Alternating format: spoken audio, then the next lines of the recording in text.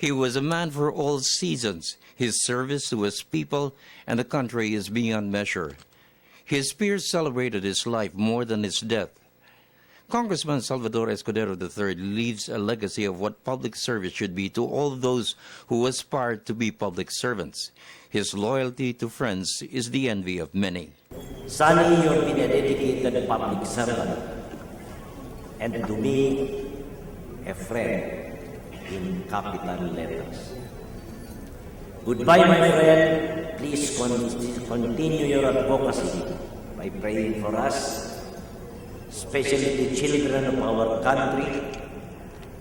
Pray that our bills relating to education, especially that for guidance and counseling for elementary schools, be passed. Sonny, as he is fondly called, lived a full life. I was a witness to it all, having covered him for 25 years. He was an agriculture secretary with 2 presidents, a congressman for 5 terms. He was a champion for both agriculture and education.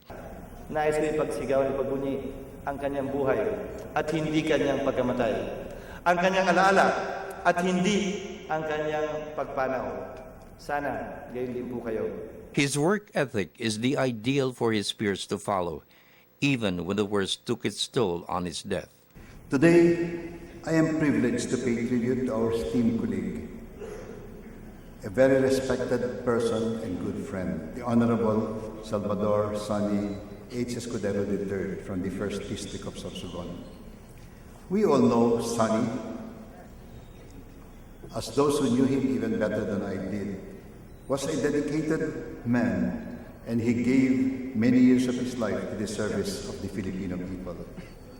Quick to smile, his youthful countenance may have masked Sonny's self-propelled drive. He was a man of drive to make a difference for the country and people.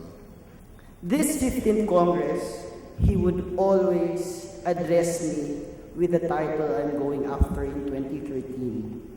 I am sure everyone who came across Tatay noticed that he was always writing in his table, here's a floor.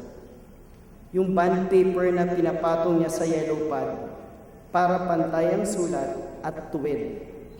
You know, these are letters sent by his radio listeners and his constituents. And he would answer them religiously and with his own handwriting. And walang duplication as to the contents and reply. For the People's Television Network, this is Freddie Abando reporting.